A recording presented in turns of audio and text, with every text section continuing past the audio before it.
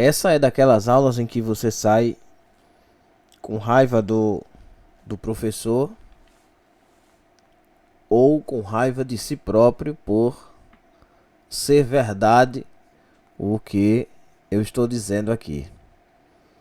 Outra vez estamos aqui para estudar a palavra do Senhor.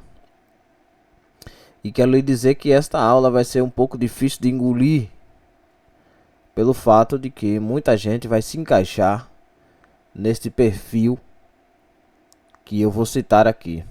E eu quero hoje falar com os irmãos, ensinar um pouco aos irmãos sobre a vida espiritual de uma pessoa que faz parte de um ministério e que de vez em quando ou exerce alguma função ou já tem alguma função. Pode ser que você já seja obreiro ou não seja obreiro, esteja aí querendo ser um dia um obreiro da palavra do Senhor, da casa de Deus. Mas você tem seus certos bloqueios. Também essa aula vai servir para aqueles que se acham obreiros, que pensam ser obreiros, mas que infelizmente quando eles têm a oportunidade de exercer sua função, ou quando lhe mandam pregar, ou quando lhe mandam cantar, ou fazer qualquer outra coisa, ele faz relaxadamente e depois vem com a desculpa de que nós não devemos olhar para o homem. Primeiro já quero lhe dizer que isso é conversa fiada, demagogia de quem está fazendo as coisas relaxadamente, tá? Isso é coisa para crente relaxado. Crente relaxado é quem diz isso. Olha, não olhe para mim porque eu não tenho nada para oferecer. Se Pedro dissesse isso ao paralítico em Atos capítulo 3, não tenho nada para lhe oferecer. Mas ele não diz isso. Ele olha para o paralítico e diz: olha aqui para nós. E o paralítico, o coxo, olha para os dois, tanto para João quanto para Pedro. E quando ele olha, Pedro diz: olha, eu não tenho prata e nem ouro, mas isto o que tenho te dou. Em nome de Jesus Cristo Nazareno, levanta e anda. E pegou pela mão, ajudou ele a levantar, o homem levantou e saiu glorificando a Deus. Então, tem história de dizer que não tem o que oferecer, então você está fazendo o que ali na frente? Se você não tem o que oferecer, você não pode ir para lá. Você não pode nem aceitar o cargo. Olha, não, eu não vou aceitar esse cargo porque eu não tenho o que oferecer. Eu tenho que me preparar para estar ali na frente. Tá certo? Então você que é pregador, que é relaxado, que lê a Bíblia só na semana de pregar, você vai apanhar muito dessa aula aqui. Agora, se você for crente de verdade, você vai assistir a aula toda. Você vai colocar em prática os exercícios que eu vou lhe passar para você fazer. E tomar aquela velha e antiga vergonha na cara, né? Tomar posição de homem de Deus e de mulher de Deus. Que é para isso que Deus nos levantou. Para sermos firmes, constantes, sempre abundantes, sabendo que o nosso trabalho não é vão no Senhor. Amém ou não amém? Pois bem, então, você que tem a sua Bíblia aí, dá uma lida em Atos capítulo 8, versículo 31, porque esse é o tema da nossa aula de hoje. E o tema é simplesmente este: como poderei entender se ninguém me ensinar? Né? Você lembra esse texto? Eu estou lendo aqui por força de expressão. Quando Filipe vai ensinar a palavra ao eunuco Mor, né? Eunuco da rainha Candace, rainha dos etíopes. E ele pergunta ao eunuco: você entende o que está lendo? E ele diz: olha, como é que eu vou entender se ninguém me explicar? Então, é um homem que está voltando para casa depois de ter estado em Jerusalém pelos dias da Páscoa, da época de Cristo ainda, tempos depois da ressurreição de Jesus, e ele está lendo o livro do profeta Isaías. Só que ele não sabe a quem se refere aquela profecia. E Filipe vai explicar para ele. E quando Filipe se aproxima do carro, Filipe pergunta o seguinte: entendes tu o que lês? Você já está lendo, mas você entende o que está lendo? E ele diz: como? Como é que eu vou entender se ninguém me explicar? Então agora surge a obrigação de Filipe de explicar ao eunuco de que é que se trata aquela passagem. Porque é que está escrito, para quem está escrito e por que está escrito. Então Filipe tem a obrigação de explicar tudo para ele. Então a primeira coisa que para Filipe explicar para aquele homem que não é crente, para o mundo, para Filipe evangelizar, para Filipe poder pregar para ele, o que é que Filipe tem que fazer?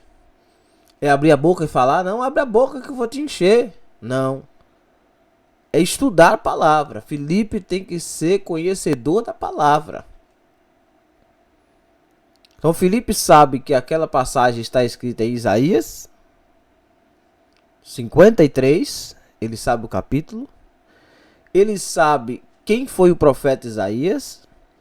E o mais interessante de tudo é, ele sabe para quem foi escrito e quando se cumpriu. Então a Bíblia diz, começando daquela escritura. Começando daquela escritura. Filipe começa dali. Tá? Filipe vai começar a explicar dali. Tá certo? Veja. Versículo de número 35. Versículo 35 de Atos dos Apóstolos, capítulo 8.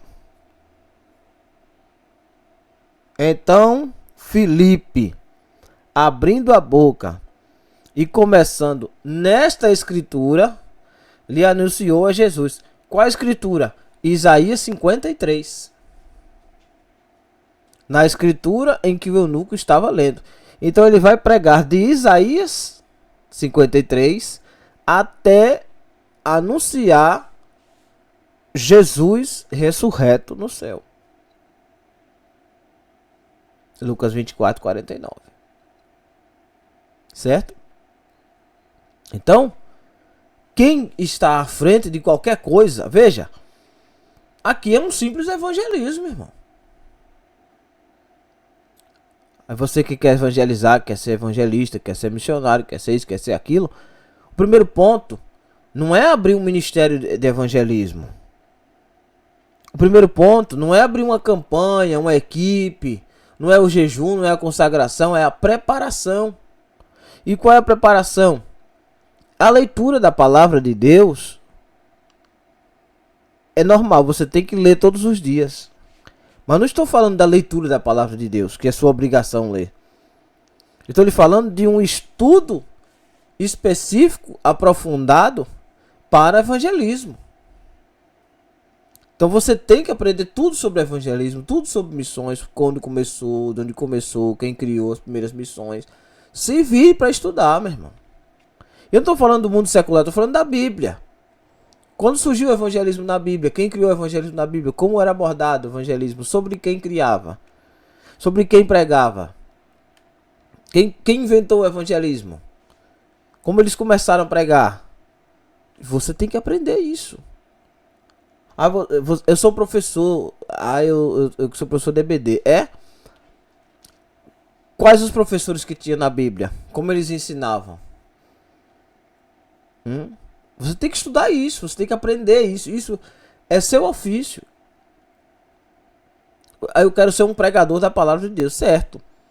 Você compreende o que sobre pregação? Você sabe o que é uma pregação? Você sabe articular uma pregação, criar uma pregação? Você sabe fazer um esboço para você estudar para si, aprender aquilo ali, aplicar em vida para depois expor? Você sabe disso? Você sabe quanto tempo de oração um pregador tem que ter por semana? Não. Quanto jejum ele deve fazer? Não, você não sabe. Mas você quer ir para o púlpito pregar. Então não é por aí que começa. Começa pelo estudo da palavra. Você tem que saber que você vai pregar, que você vai receber retaliações, que você vai estar exposto na frente de todo mundo. E ninguém quer saber se você se preparou ou deixou de se preparar. A sua obrigação é estar pronto para a obra. Ninguém mandou você assumir um papel que não é seu. Eu vou pregar, minha primeira pregação. Você estudou a palavra? Estudou. Jejuou? Jejuei. Você orou? Orou. Você buscou a Deus? Buscou. Deus lhe mostrou a palavra? Mostrou. Então pronto, vai lá e pregue. Não tem que ficar se desculpando. Não, eu vim aqui hoje, mas minha primeira pregação, desculpe aí. Quer uma coisa me deixar empulhado, retado da vida? É quando a pessoa vai pregar e ele começa lá, não olhem pra mim, porque eu não tenho nada pra dar. Então sai daí, meu filho. Se você não tem nada a oferecer, sai daí. Porque quando eu vou para um culto, em espírito, eu vou adorar Jesus. Mas quem vai me transmitir a intenção espiritual são pessoas, gente, homens e mulheres de Deus que vivem uma vida espiritual, que vão me transmitir o louvor. Quando você está louvando, não é Jesus que está louvando. Então eu tenho que olhar para você, você tem que acertar os acordes. Quando você está cantando, você tem que saber a entonação da voz, você tem que cantar bem. Porque você está criando um culto para Deus. Então quando eu vou num culto, eu vou cultuar a Deus também junto com você. Então não tem negócio do cantor dizer, olha, aqui não tem cantor, aqui todo mundo é adorador. Quer dizer, já está dando a desculpa de que se ele errar as letras da música, não é para eu acusar ele do erro. Você tá entendendo a situação? Agora eu quero ver um cantor no mundo falar isso. Olha, se eu errar aqui, desculpe aí, mas é isso mesmo, eu não tô aqui para agradar ninguém. Que conversa é essa? Porque é para Deus, é que você deve fazer justamente como se ninguém tivesse ali, somente Deus estivesse ali. Você diante de Deus, no dia do juízo final, cantando para Deus como se fosse o último dia da sua vida. Ou pregando. Ou abrindo a portaria. Não, eu sou o porteiro, eu só abro a porta. Pronto, você tem que abrir aquela portaria ali, sorrir para todo mundo, dar a paz do Senhor, como se você estivesse diante do último dia de sua vida. Tá entendendo a questão? Há uma responsabilidade por trás disso. Não, eu vou evangelizar, pronto. Aquele folheto você entregou. Quase não se vê mais isso hoje. Pode ser o último folheto que você entregou. Mas você tem que saber o que está escrito no folheto, explicar o que está escrito no folheto. Saber que quando você faz a um desses pequeninos, Mateus 25, você está fazendo para Deus, para Jesus. Senhor, quando foi que nós profetizamos? Senhor, quando foi que nós tivemos, o Senhor teve nu, nós nos vestimos, o Senhor teve preso, nós fomos visitar? O Senhor teve com fome, nós lhe cobrimos? Quando? Fome e a gente deu de comer. E Jesus diz, olha, quando tu fizeste a um desses meus pequeninos, fizestes também a mim. Vem, bem diz, pode vir para possuir. E os que não possuíram o reino? Não. Quando não fizemos isso? Quando deixaram de fazer os pequeninos. Então não vem com essa conversa de que eu tô aqui, mas não olhem para mim. Não, eu tô olhando para você. Eu não tô vendo um anjo ali, eu tô vendo uma pessoa.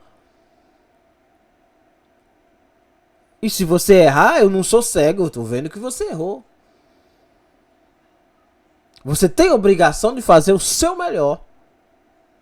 Tanto para agradar a Deus, em primeiro lugar, e agradar também a seu irmão. Ah, nunca lhe explicaram isso pra você, não? Peraí que eu vou lhe explicar agora. Eu vou lhe mostrar aqui na Bíblia que esta conversa de... Ah, não, eu não tô aqui para agradar ninguém, nós não podemos agradar ninguém. Conversa fiada. O primeiro maior mandamento que existe na Bíblia, o primeiro mandamento que existe na Bíblia é amar a Deus sobre todas as coisas, com todo o teu coração, todo o entendimento, com toda a tua alma, todo o teu espírito, não é isso? E o segundo mandamento, semelhante a esse, é o próximo como a si mesmo. Você gosta quando uma pessoa erra? Não, né? Então você tem que fazer para aquela pessoa, por amor a ela, como se fosse para você. Então, veja o que diz a palavra do Senhor, presta atenção. Esse é o versículo, Romanos capítulo 15, a seguir. Presta atenção no que diz isso aqui e pelas barbas de Arão, vê se não esquece mais isso aqui. Ah, não, porque nós não devemos agradar os outros, que não sei o que não estou aqui para agradar ninguém. Conversa fiada, é mentira de Satanás. Aprenda isso. Romanos 15. Mas nós que somos fortes, devemos suportar as fraquezas dos fracos e não agradar a nós mesmos. Portanto, cada um de nós, faça o que aí? O que é que diz aí no versículo 2? Agrade ao seu próximo no que é bom para a edificação. Por quê? Porque também Cristo não agradou a si mesmo. Mas como está escrito, sobre mim caíram as injúrias dos que te injuriaram. Porque tudo que dantes foi escrito, para nosso ensino foi escrito, para que pela paciência e consolação das Escrituras tenhamos esperança. Então presta atenção nisso. Quando você vai fazer qualquer coisa na igreja, é sua obrigação agradar as pessoas que estão ali. Por exemplo, voltando à questão do momento de louvor, por exemplo, na igreja. Quem vai cantar tem que cantar bem, bonito, em culto, em adoração a Deus, mas para edificação dos irmãos. Então você tem que agradar o próximo. É o que diz o versículo 2. Você não vive mais para se agradar. Como Cristo não se agradou. Você acha que é agrado de Cristo morrer na cruz? Ou passar por todas aquelas tribulações? Era para quê? Para nos agradar. Agradar a nós.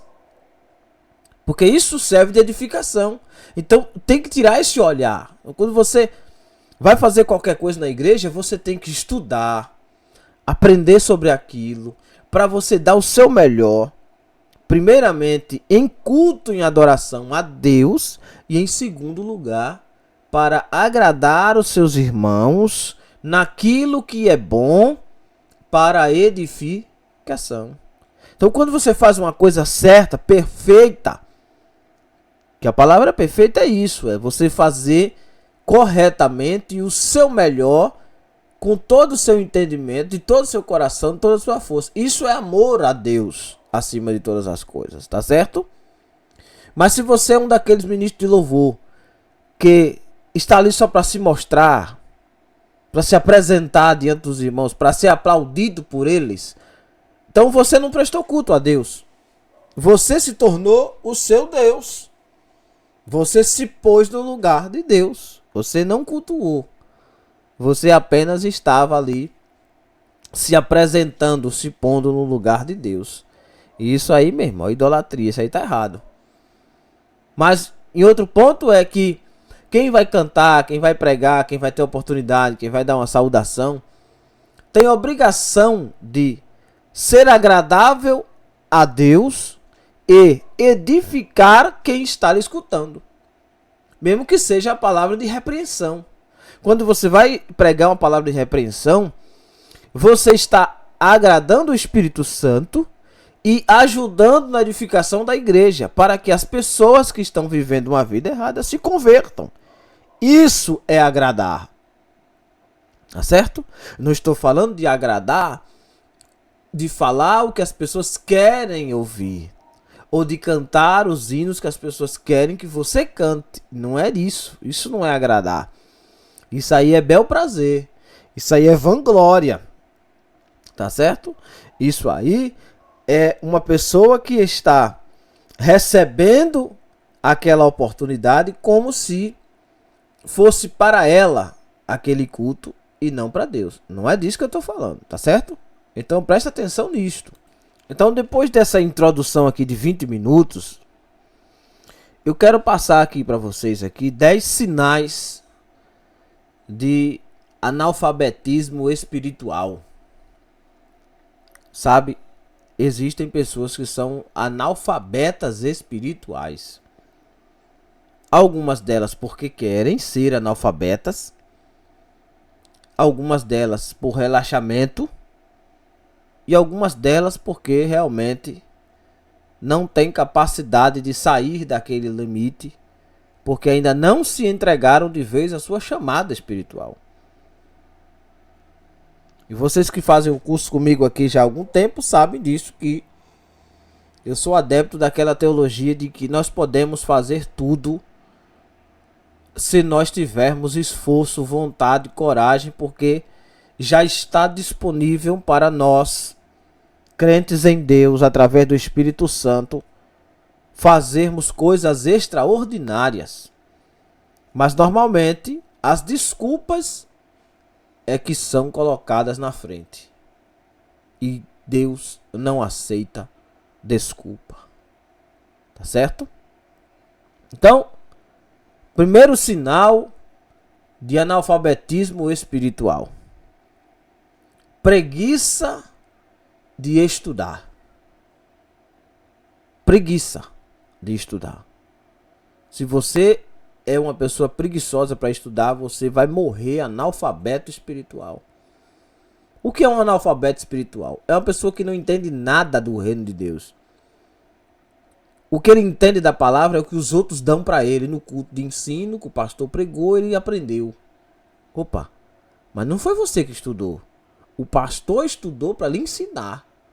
Você continua analfabeto, porque você não tem material suficiente para si próprio manter em pé no espírito. Você não tem. Não, o que você aprendeu, você ouviu numa pregação. Ou você leu na revista da EBD. Tudo isso é analfabetismo.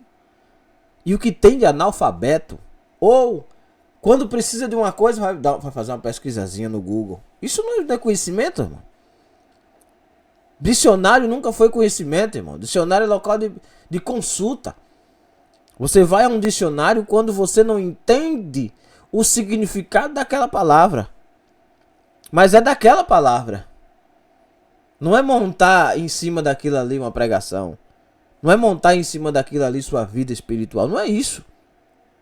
Tá cheio de gente aí que acha que descobriu a pólvora agora. Agora não.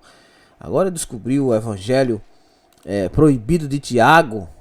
O quinto evangelho de São Judas Tadeu. O evangelho segundo escreveu Satanás. Eles todo dia descobrem uma coisa. Só o que não descobrem é Deus na Bíblia. Por quê? Porque são analfabetos. E cheio de pregadores aí que ficam só pregando o texto diz, o texto diz, o texto diz, o texto diz isso, o texto diz aquilo, porque acompanha o texto comigo, que o texto, e o significado da palavra é esse, porque a tradução, porque o costume judaico, porque era assim, porque era assado, era cozido. Digo, isso é sinal de uma pessoa analfabeta. Pessoa que está vivendo de pesquisas de internet. Com essa facilidade de pesquisa, todo mundo se acha o poliglota na Bíblia. Todo mundo se acha o estudioso. Faça uma pergunta fora do texto para você ver. Todo mundo se acha um estudioso, mas na verdade ele não estuda bolhufas nenhuma. Tudo que ele faz, tudo que ele está fazendo ali, são materiais que os outros dão para ele. Por isso ele nunca sai do Salmo 91.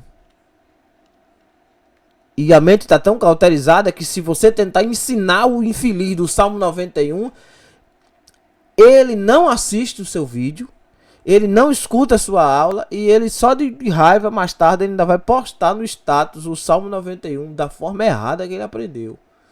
Porque ele não dá o braço a torcer, que ele é analfabeto. E aqui eu vou ofender um bocado de gente. E eu não estou preocupado com isso não.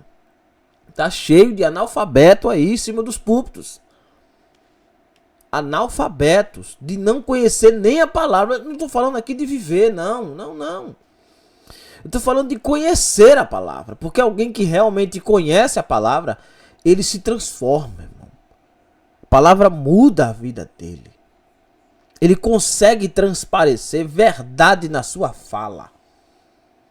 Não é só textos, pesquisas.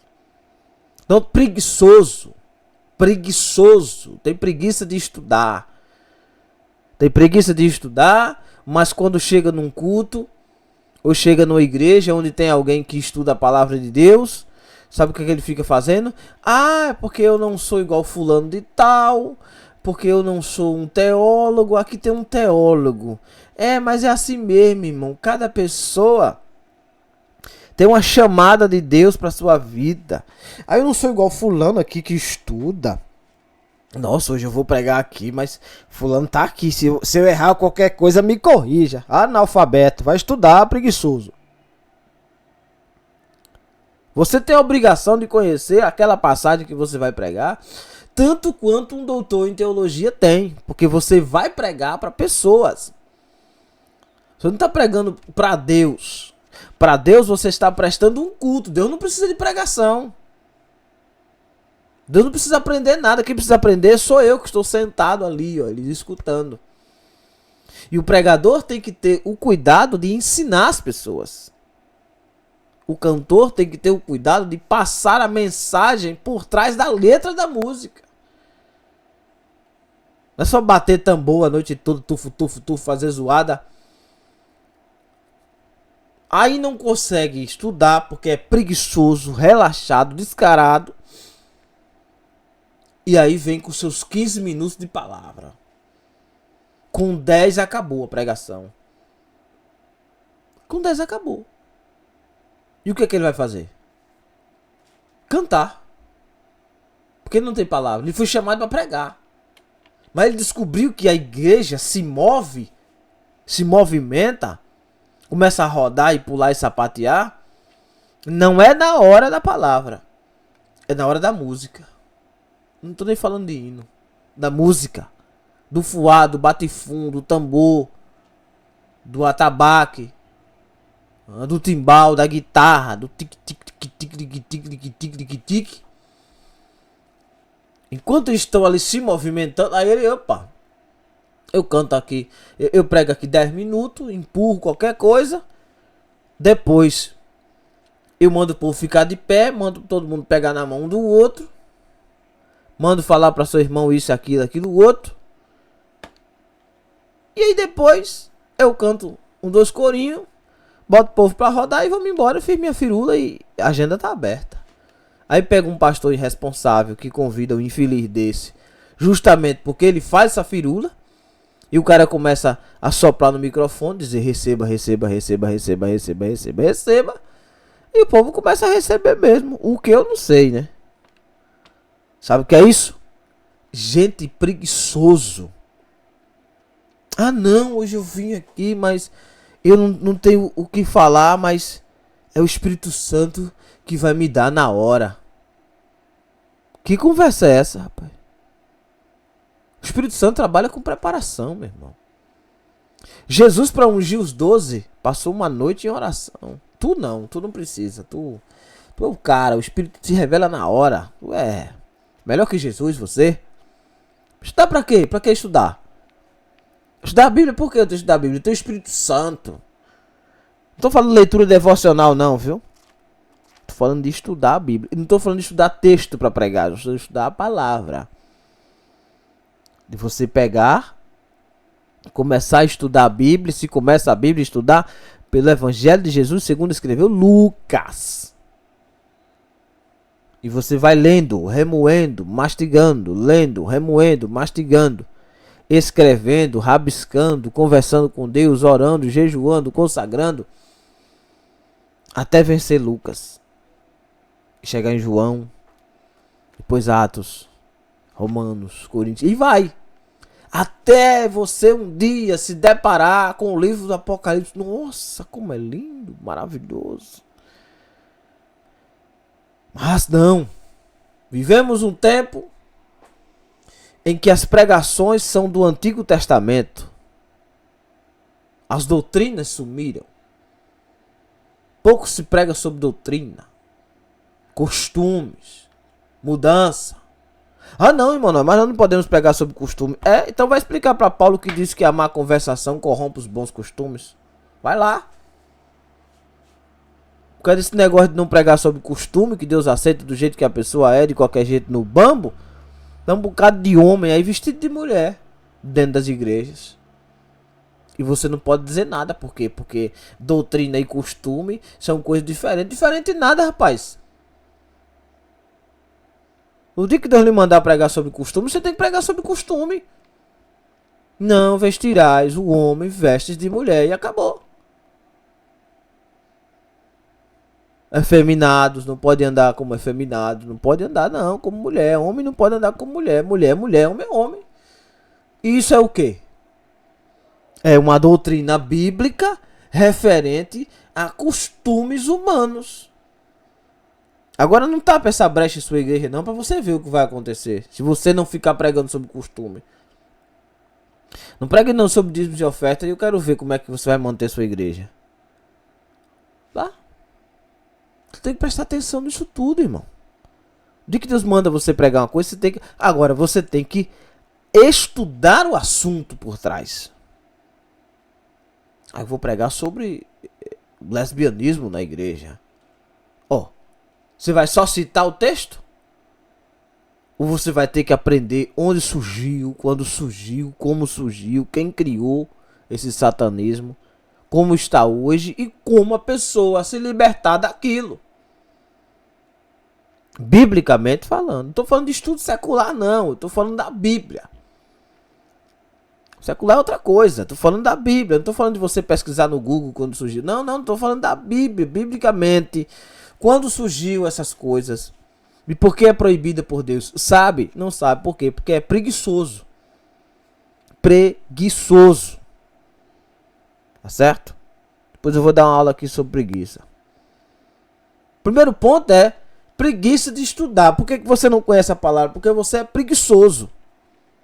Porque se você largasse este aparelho, trocasse ele por este aparelho, que é a palavra, que é a Bíblia, você seria uma pessoa muito eficiente no evangelho. Mas você só não tem preguiça de ficar olhando os feeds. Não tem preguiça de ficar olhando os status da vida dos outros. Mas tem preguiça de ler a Bíblia. E não é o diabo, não é Satanás, não é a carne, não é o mundo. É você que é relaxado. Tá? Não foi o diabo que mandou você comprar um celular, botar uma rede social e ficar passando o dedo o dia todo. O diabo não fez isso. Você que é relaxado para as coisas espirituais. Porque você não passa o dia todo passando o dedo também na palavra. Folha por folha. Você não faz isso. É preguiça. Preguiça. Você é preguiçoso. Assuma, admita. Que você tem tempo sim de estudar a palavra. 2 minutos, 3 minutos, 4 minutos, 5 minutos por dia, 10 minutos por dia. O tempo que Deus lhe deu é esse. Não é o trabalho o dia todo. Pronto. Você tem quantos minutos por dia? 20 minutos, a hora do almoço. Pronto. E você preenche esses 20 minutos com o quê? Depois do almoço. Com os feedzinhos lá, né? Passando o dedo. Deixa eu ver aqui o que aconteceu. Quem morreu, quem não morreu. Quem traiu, quem não traiu. É isso? Então você é preguiçoso. Mas de noite você vai dar uma de santarrão lá, de forte. Não, ninguém pode me julgar. Porque eu não sou igual fulano, que fulano é estudioso. E fulano é estudioso por quê? Fulano tem mais tempo que você? Normalmente quando eu vou pregar na igreja, a pessoa fala assim, não, tá aqui o Manuel, que ele é teólogo, eu não conheço igual ele. Aí se eu falar qualquer coisa aqui, ele me corrige. Eu digo, por quê? eu tenho mais tempo do que ele é. Quando bota na balança, eu tenho menos tempo ainda do que o cidadão. Mas ele é preguiçoso. E normalmente as pessoas ficam, me mandam um áudio, irmão, me ensina essa palavra aí. Eu digo, por que eu tenho que lhe ensinar essa palavra? Vai ler, preguiçoso. Vai ler a palavra, vai estudar. Eu também ralei, meu irmão, para chegar aqui. E porque eu quero ser teólogo, eu queria lá saber disso, rapaz. Eu lá sabia que hoje eu ia estar brigando, lutando para crente velho aprender a palavra de Deus. Que nada. Eu queria fazer outra coisa, só pregar, subir no púlpito e pregar. Mas eu vejo a decadência dos púlpitos. Eu vejo a decadência espiritual das igrejas. Eu vejo o quanto as igrejas hoje estão bagunçadas em relação à palavra de Deus. Acabou-se a verdadeira pregação do evangelho. E quando se encontra uma igreja séria, onde tem a pregação do evangelho, se encontra um monte de preguiçoso que quando vão pregar, se juntar todos, não dá meia hora de palavra. É só conversa fiada. Ministérios grandes, aí como a Assembleia de Deus, que eu conheço, quando você vai ver, de 90%, não vou colocar 100% deles, mas 90% de 100, tudo relaxado. Fez um cursozinho aqui, uma coisa ali, e o povo morrendo, aí, de boca aberta, tudo para sentir aquela palavra, aquela graça, aquele gozo espiritual, aquela revelação de Deus, a iluminação da Escritura, para a pessoa mudar de vida, para a pessoa voltar para casa cheio do poder, e mudar e remoendo, e que Deus avivar e Deus curar. Não, o povo chega num culto como um culto de doutrina, que já estão até mudando para culto de ensino, como se não fosse a mesma coisa. O peso é menor, doutrina, ensino. Doutrina, ensino, entendeu? Como se mudasse alguma coisa. Aí, não, vamos doutrinar, vamos só ensinar. Aí acabou-se. Aí o povo entra doente e sai morto do culto. Porque o irresponsável lá de cima, que está ali supostamente ensinando, é um preguiçoso. O que falar do relaxamento físico e espiritual? O que tem de relaxado aí, meu irmão? E o que é diferente do preguiçoso pro relaxado. Porque o preguiçoso é a pessoa que ele, na hora dele estudar a palavra de Deus, ele sempre fica adiando. Não é procrastinar, é preguiça mesmo. Ele não quer forçar a mente, ele quer tudo pronto. Aí ele faz uma pesquisa no Google na hora que precisa. Isso é um descarado, relaxado, preguiçoso. E o relaxamento já é um estado físico. A preguiça veio e tomou conta da pessoa. Pronto, a pessoa descobriu que pode ser um preguiçoso, mas fazer a obra. É aquela pessoa que faz pela metade. Não faz do jeito que Deus manda completamente. Faz tudo pela metade. Sabe a pessoa que tem todo o tempo de passar um dia inteiro orando e jejuando, mas ele só passa 2 minutos, 3, vai colocar outras coisas no lugar. Esse cara é relaxado. Mas quando ele bota aquela capa da espiritualidade nele, que ele vai pro culto, aí o povo diz assim: rapaz, esse homem prega, viu? Esse homem é nada, relaxou. Deus queria mostrar mais a ele, mas ele relaxou, ele estagnou, ele parou ali. Fisicamente ele não tem tempo para as coisas de Deus. E espiritualmente é uma pessoa caída, relaxado, tá cheio de gente aí, relaxado. Ele não sabe escrever, não sabe ler, não sabe pregar, não sabe cantar. Morreu naquele jeito ali. E esse é o ponto 2. O ponto 3 é: não sabe nem ler nem interpretar. De quem é a culpa por uma pessoa crente não saber ler e interpretar a Bíblia? De quem é a culpa? Ah não, eu nasci analfabeto. Fui? Tu é só analfabeto para a Bíblia, né? Para as coisas do mundo você sabe. Você tem um carro, você tem habilitação, você estudou. E os que não? Ah não, eu cursei o ensino médio. É Essa desculpa cola com o professor? Tem gente aí que fez o Enem, tirou nota boa no Enem, mas não sabe ler a Bíblia. Como é que é isso? Porque para as coisas do mundo? Ah, não, para as coisas do mundo você é o cara. Você é retado, você é retada, você é disposto. Mas para as coisas de Deus, você não. Se lhe deram uma receita de bolo, você faz um bolo tremendo. Uma comida maravilhosa. Você se esforça para tudo. Você bate todas as suas metas no trabalho que lhe derem para você bater. Porque você é cheia de Deus. E você é serva de Deus. Você bota para arrebentar. Mas, quando se trata das coisas espirituais, é um relaxado. É uma relaxada. E pode ser assim? Não pode. Por que você não sabe ler e interpretar? Justamente por causa da preguiça, do relaxamento. Aí você não se empenha na leitura da palavra de Deus e não sabe interpretar o que está escrito. E fica arrotando santidade por aí. Não sabe expor a palavra. Que é diferente de interpretar e expor. Por que você não sabe explicar a palavra? Porque você não compreendeu. E por que não compreendeu? Porque não sabe ler e interpretar. E por que não? Porque é relaxado e preguiçoso. Ponto. Não tem outra desculpa. Não vem com conversa, não. Você tem o Espírito Santo. Não vem com história. Não, porque não tem isso. Você tem capacidade de ser melhor do que isso. Mas você já caiu no marasmo e acatou esta opção que o inimigo lhe deu de você fazer tudo relaxado. Você aceitou esse estado clínico de morte espiritual que se abateu sobre você. Você aceitou. Olha, meu irmão, você quer saber o seu estado clínico? Se você lê a palavra, você não se emociona lendo.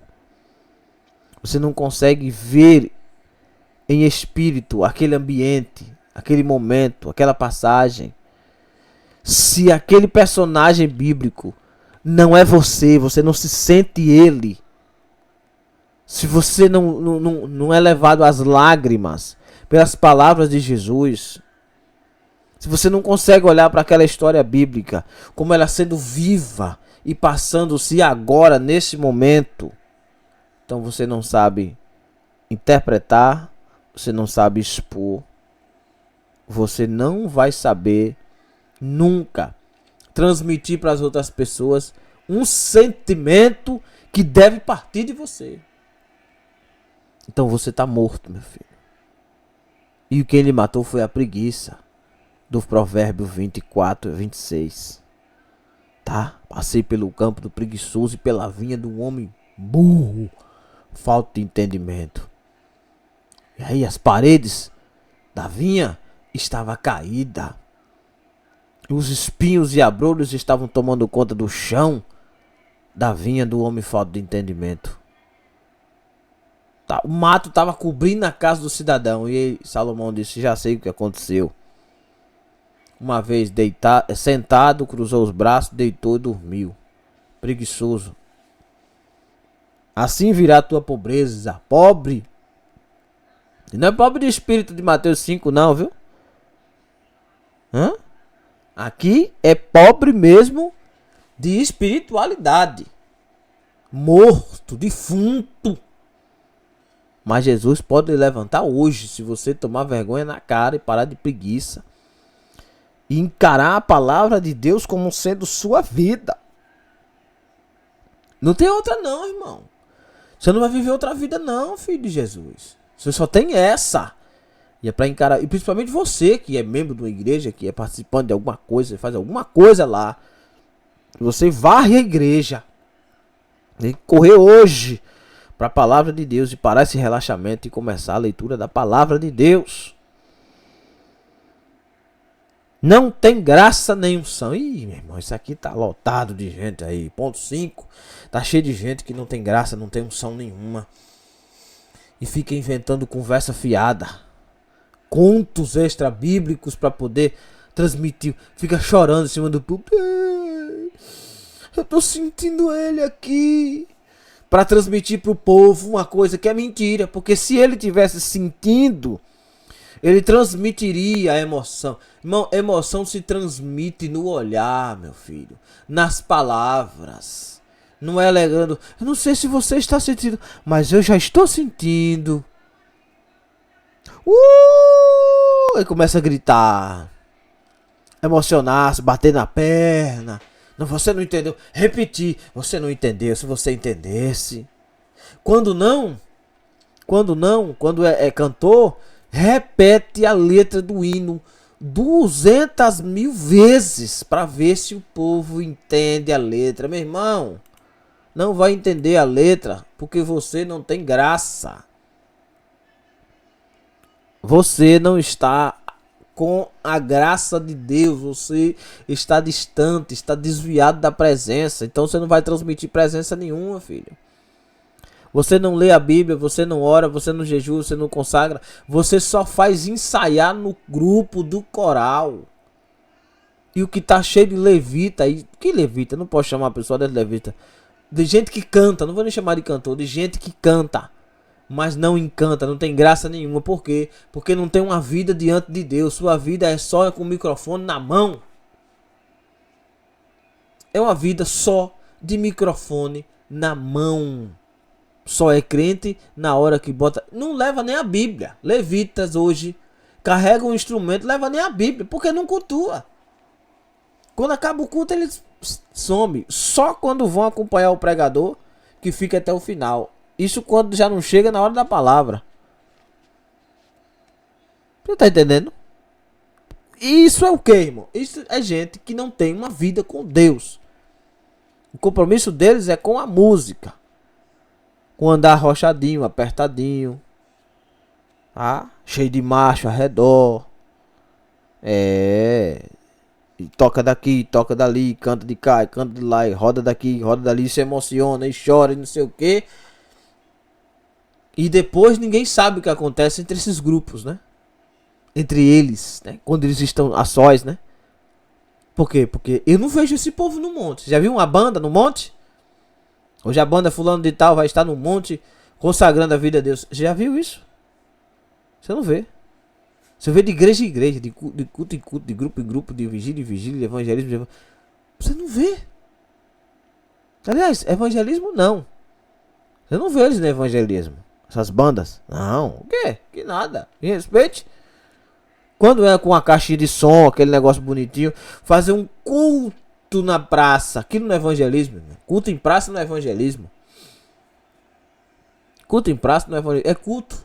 É um culto. Você só transmitiu. Você só tirou das quatro paredes e colocou fora. Um culto evangelístico é diferente, meu irmão. Eu vou dar um curso aqui para evangelismos e missões. Pra um bocado de gente aí tomar vergonha na cara e saber o que é evangelismo e missões.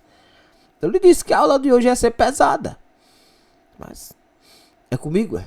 É comigo não. Então, não tem unção. Na hora de pregar não tem unção. Na hora de cantar não tem unção. Por que não tem unção?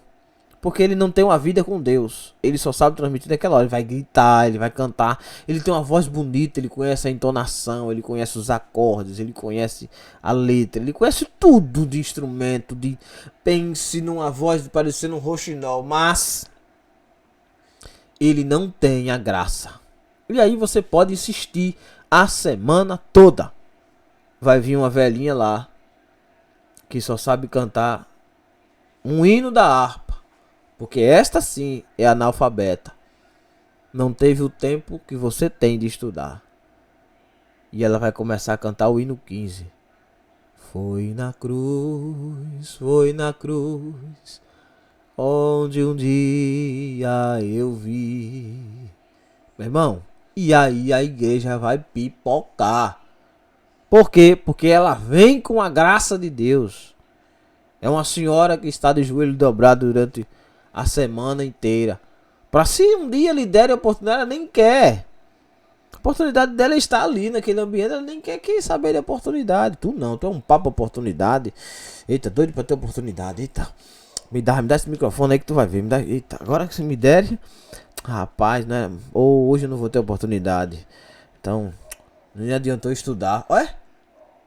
Nem adiantou estudar? Por quê? Porque o seu estudo é pra quê? Hã? Pra que é seu estudo? É pra ter oportunidade na igreja? Então, tem que ter graça, tem que ter unção, tem que ter a presença de Deus, tá certo? Veja, vou citar mais 4 pontos aqui rapidinhos pra fechar uma hora de aula. Olha, uma pessoa relaxada, olha, falta certeza nas palavras. Isso é sinal de uma pessoa analfabeta espiritual. Ah, eu acho, eu penso, olha, eu não tenho muita certeza não, mas não vai, isso aí tá errado. Um dia um cidadão estava dando um culto de ensino numa igreja onde eu estava congregando, né? E o cara é o vice-presidente da igreja, né? O que você espera de um vice-presidente de igreja? Que conheça a palavra, no mínimo. E que saiba ensinar, no mínimo. Ou então, pra que a pessoa é um presidente de uma igreja se não é pra transmitir a palavra de Deus? Tem que se virar pra ser conhecedor. Mas aí o cara citou um texto e era um culto de ensino. E o culto de ensino nessa igreja é aberto, né? De repente alguém pode fazer uma pergunta, uma coisa assim. Tipo uma sala de aula, né? De escola dominical. E aí o cidadão citou uma pessoa, no caso um centurião, que é o Cornélio lá, né? De Atos dos Apóstolos. Ele citou como se fosse o mesmo centurião da época de Cristo. Aquele homem que o filho dele estava doente. E que Jesus disse, vou na sua casa. Ele disse, não precisa vir, porque mande só uma palavra, meu criado será salvo. Meu irmão, aí eu tive que intervir. Eu digo, não, irmão, tá errado. O senhor citou a fonte errada aí. Ah, meu irmão, pra quê? Um culto de doutrina? Igreja cheia? Não. E agora? Falei, não, irmão, todo o seu raciocínio tá errado. Esse cidadão aí não é o mesmo. Não é, e é impossível de ser. Por que é impossível de ser? Porque esse cara nasce quantos anos depois de Jesus? 60? Esse Cornélio já é na época de Paulo. Paulo já é velho, irmão. Na época de Pedro já é velho. Aí são mais de 60 anos depois, irmão. 60 anos depois daquele episódio com Cristo. O cara devia ter quantos anos? 200? Tá entendendo a situação? Não era ele. Era outra pessoa. E de Cafarnaum para onde Cornélio de Atos 10 morava, é outro mundo. Tá entendendo? É como se o cara morasse aqui e o outro em São Paulo. Uma diferença é muito grande. Então veja, só precisei de um argumento. Eu digo, pronto, então me mostre o texto onde diz que este é o mesmo. Não tem, mas eu acho que é. Ah, então, meu irmão, acabou aí a pregação. Agora você vai ter que remontar tudo de novo. E agora? E agora, irmão? Por onde é que o cara vai começar? Porque acabou o argumento. Se ele estava construindo o argumento em cima do conhecimento que Cornélio tinha de Jesus. O dia da conversão de Cornélio foi quando o filho dele ressuscita da cama. Então no caso ele está dizendo que é o mesmo centurião de Cafarnaum. Pronto, beleza. Então me explique como é que esse mesmo centurião de Cafarnaum vai receber Paulo na casa dele, já sendo Paulo 60 anos depois. Me explique aí como é que ele vai receber esse Paulo em outra cidade, em outro país, 60 anos depois. E a destruição de Jerusalém, e a morte dos discípulos, dos apóstolos, e a perseguição de Paulo, de Saulo, onde é que fica? E a destruição de Roma. Veja, tá tudo fora, irmão. Então por quê? A pessoa não tem certeza do que tá dizendo. Ele acha, mas peraí. Se é uma pregação normal, por mim o cara se espatifa lá, mas ele tá ensinando a igreja errado.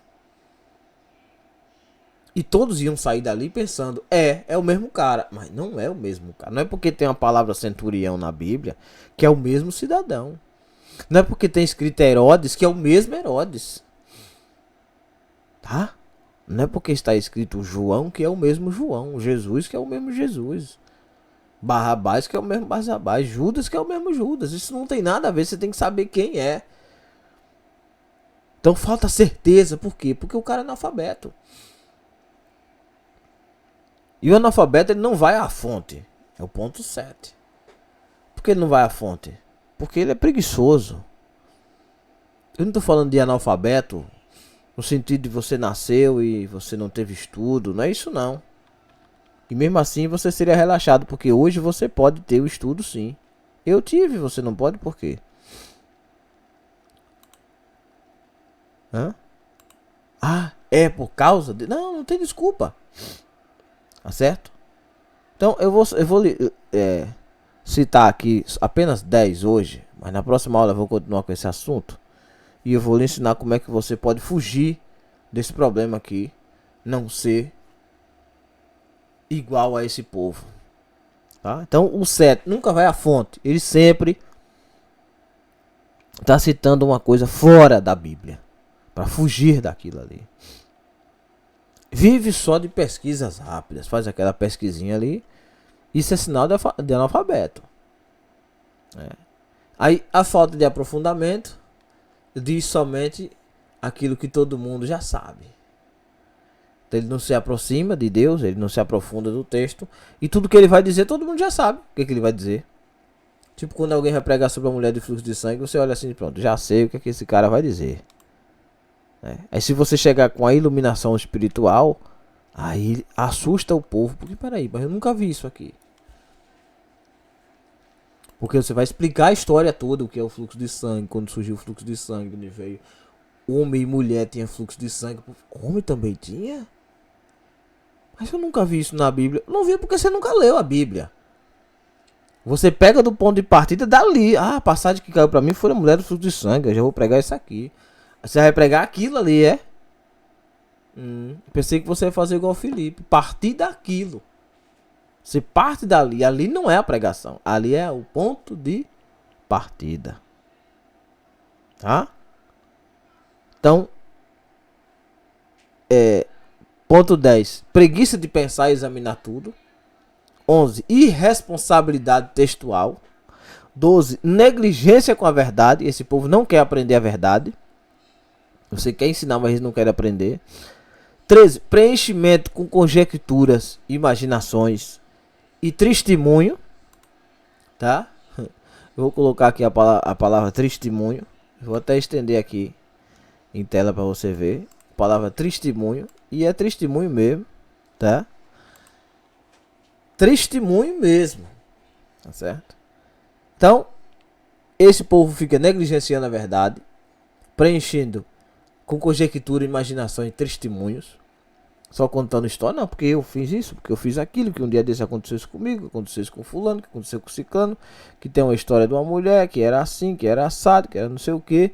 E isso tudo é sinal de uma pessoa que está com um nível de espiritualidade no nível 0, na base da burrice, tá certo? Então, esses sinais de analfabetismo, preencher com conjectura, ficar imaginando coisa que não tem no texto, inventar conjectura. Pense numa coisa que vai dar um problema espiritual, esse negócio de conjectura, certo? Então tome cuidado com isso. Olha, falta de evolução no que faz a vida toda, né? Ficou a vida toda, né? A vida toda no mesmo texto, ou na palavra, ou no salmo. Nunca sai daquilo ali. O cara vai pregar e é sempre a mesma aquela coisa. Nunca muda, nunca sai daquela cena. É cheio de vitimismo nas palavras. Não olhe pra mim, não tenho nada a oferecer. Se você olhar pra mim, não vai achar nada. Pronto, então sai daí e deixa uma pessoa que tem alguma coisa pra passar, né? Cheio de demagogia. Não, é porque eu sou pobre, que eu não tenho capacidade, que eu sou assim, que eu não consigo, que não sei o que. Ah, não, porque eu tive para desistir, cheguei aqui hoje, não sei como, quase eu desistia. E pronto, não desistiu por quê? Por que é que você não desistiu? O que foi que ele impediu de desistir? Não fui eu, foi? Não, porque eu ia desistir. Às vezes a gente fica tão triste. Ninguém quer saber disso aí não, irmão. Se você ia desistir porque você é um desviado, você não é crente. Se você fosse crente, você teria certeza da salvação e saberia que nosso alvo é Cristo e que nós só vamos parar quando chegar no céu. Mas como você é um desviado, não conhece a palavra... Não, irmão, não. Você nunca pensou em desistir? Eu não. Por quê? Desistir de quê? Como é que eu vou desistir da minha salvação, irmão? Não, porque às vezes as coisas... Fica tão difícil que a gente pensa em abandonar. Abandonar o quê? Minha alma? Tem como abandonar a alma? Não. Se eu parar de ir pra igreja e eu morrer, eu vou pra onde? Tem como desistir do inferno? Tem? Tem como desistir da sepultura? Tem, irmão. Não. E por que desistir de quê? Ah, só de ir pra igreja, né? É aquele conselho que eu dou sempre pro pessoal aqui. Você quer desviar? Quer? Ah, não, porque eu pensei em desistir. É? Então, beleza. Você sai de casa. Sai da igreja hoje, né? Não vai mais pro culto. Não vai mais pra casa. Tá certo? Não precisa pegar suas coisas. Você tá desistindo. Você tá desistindo de tudo. Deixa sua mulher lá, em sua casa, né? Com seus filhos, certo? Ligue pro patrão, peça a ele para dar baixa sua carteira e diga a ele que você não vai lá pegar o salário porque você desistiu. Está desistindo de tudo. Não, deixa esse salário aí. Já deixei a mulher, deixei os meninos. Já não vou mais jogar bola, não vou mais pra farra com os amigos, não vou mais beber, eu não vou fazer mais nada porque eu desisti de tudo. Eu não recebo mais dinheiro a partir de hoje. A partir de hoje eu não visto mais. Eu não bebo mais cerveja, eu não bebo mais álcool.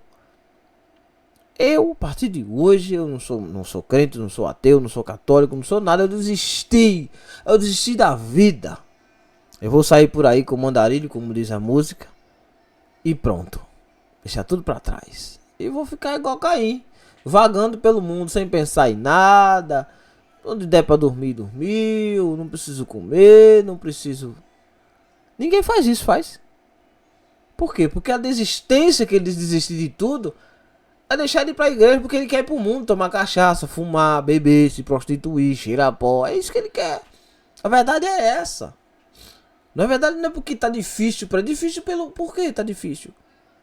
Porque servir a Deus é difícil? Então vá pra casa. Fique em casa que tudo vai ficar mais fácil pra você. Você não vai desistir da casa, vai? Do trabalho, do emprego, da saúde, vai?